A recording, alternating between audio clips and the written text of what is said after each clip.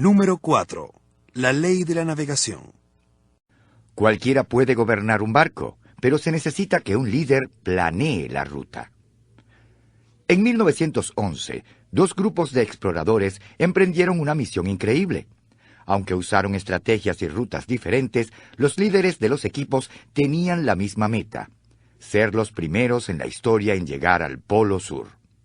La historia de estos grupos son ilustraciones claras de la ley de la navegación. Uno de los grupos fue dirigido por el explorador noruego Roald Amundsen.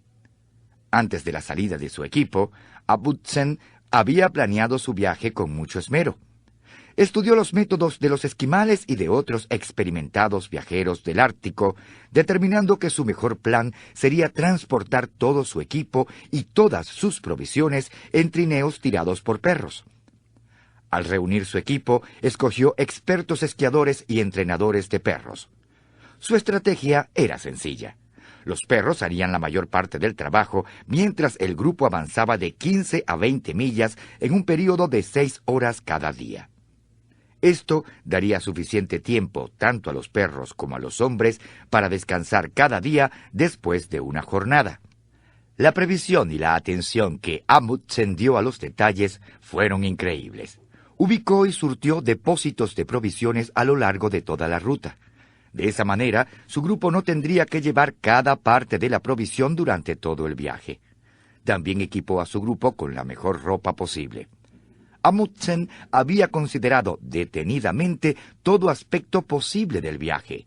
Lo había estudiado a fondo y había hecho planes conforme a ello. Y obtuvo buenos resultados. El peor problema que sucedió en el viaje fue que a uno de los hombres se le infectó un diente y tuvieron que sacárselo. El otro equipo de hombres fue dirigido por Robert Falcon Scott, un oficial de la Marina Británica que previamente había hecho algunas exploraciones en el área antártica. La expedición de Scott fue la antítesis de la de Amundsen.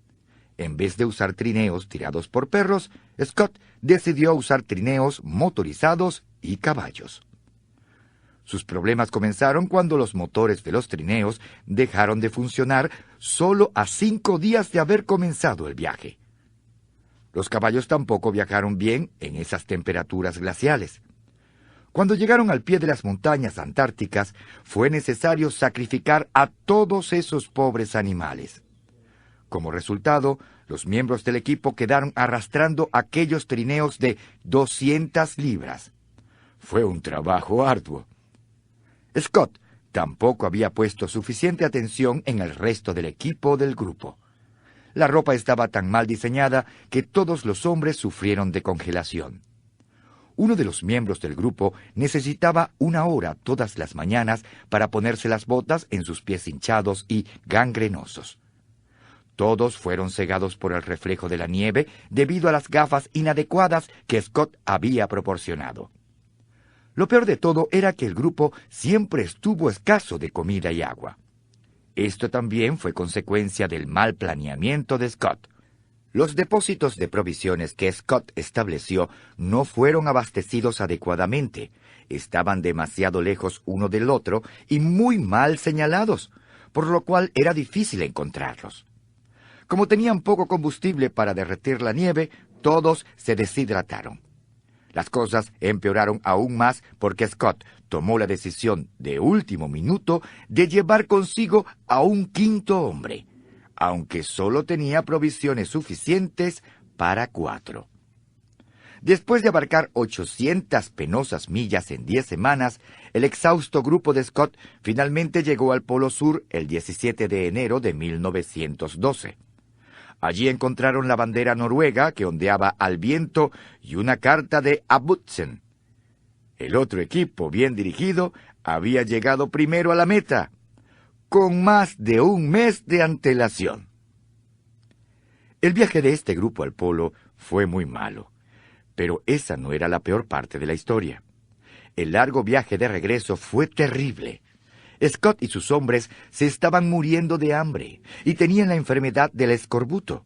Pero Scott, incapaz de guiar hasta el fin, no era consciente de la situación difícil en la que se encontraban. Estaban contra el tiempo y tenían muy pocos alimentos. Sin embargo, insistió en recolectar 30 libras de muestras geológicas para llevar de regreso. Más peso que aquellos hombres, ya exhaustos, iban a tener que cargar. El progreso del grupo era cada vez más lento. Uno de los hombres murió. Otro, a propósito, se lanzó a una ventisca para librar al grupo de la responsabilidad de cargar con él. Scott y los 2 hombres que quedaban solo avanzaron un poco más al norte antes de darse por vencidos. El viaje de regreso ya había tomado 2 meses y aún faltaban 150 millas para llegar al campamento base. En aquel lugar murieron. Hoy sabemos su historia porque pasaron sus últimas horas escribiendo unos diarios. Algunas de las últimas palabras de Scott fueron: «Moriremos como caballeros». Creo que esto demuestra que el brío y el poder para aguantar no se ha ido de nosotros. Robert Falcon Scott tenía valor, pero no tenía liderazgo. Como no pudo vivir según la ley de navegación, ésta acabó con él y sus compañeros. Los seguidores necesitan líderes que puedan navegar, guiar eficazmente con ellos, y cuando enfrenten situaciones de vida o muerte, la necesidad es más que obvia. Sin embargo, en otro momento, aun cuando las consecuencias no sean tan serias, la necesidad es igualmente grande. La verdad es que casi cualquier persona puede gobernar el barco, pero se necesita de un líder para trazar la ruta. Esta es la ley de la navegación. Recuerdo la primera vez que realmente entendí la importancia de la ley de la navegación. Tenía 38 años y estaba dirigiendo mi segunda iglesia, Faith Memorial, en Lancaster, Ohio.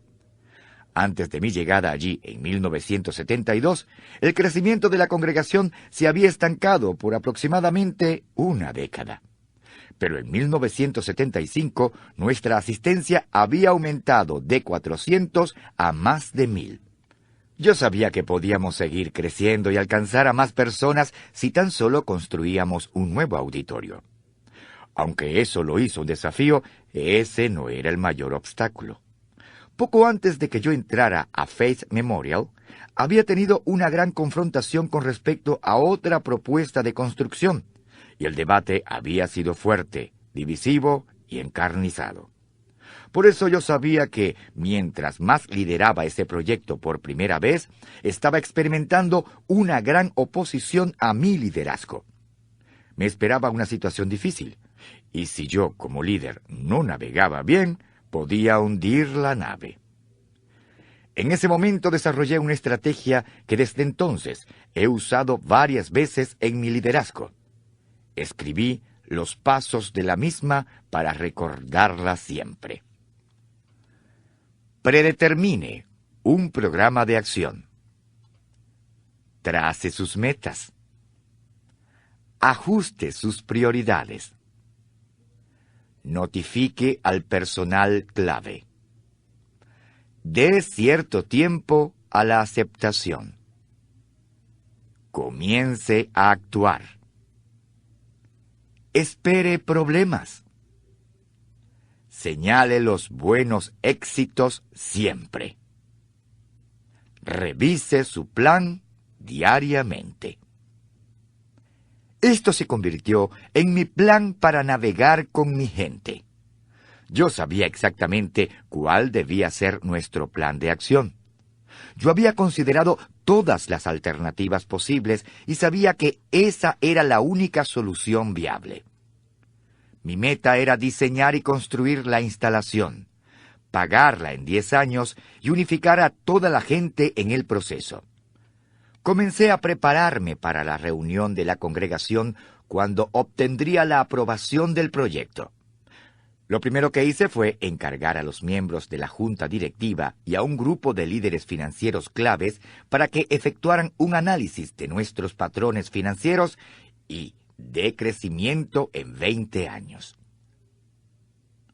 El análisis abarcaba los 10 años anteriores y proyecciones para los siguientes 10 años. Basados en eso, formulamos un presupuesto de 10 años que explicaba detenidamente cómo manejaríamos las finanzas. Toda la información necesaria estaba en un informe de 20 páginas que daríamos a los miembros de la congregación. Mi siguiente paso era notificar a los líderes claves. Comencé con los que tenían más influencia y me reuní con ellos individualmente, y a veces en grupos pequeños. En el transcurso de varias semanas me reuní con más o menos 100 líderes. Les presenté la visión y respondí sus preguntas. Luego esperé algún tiempo para que esos líderes influyeran al resto de la gente en la congregación. Cuando llegó el tiempo de la reunión, estábamos listos para entrar en acción. Tomó varias horas presentar el proyecto a ellos. Distribuí el informe de 20 páginas que contenía los planos del edificio, el análisis financiero y los presupuestos. Traté de responder todas las preguntas que pudiesen existir antes de que tuvieran la oportunidad de preguntar. También pedí a algunas de las personas más influyentes de la congregación que dijeran unas palabras sobre el proyecto a las personas. Yo esperaba cierta oposición, pero cuando concedí la palabra para dar lugar a las preguntas, me quedé pasmado. Solo hubo 2 preguntas.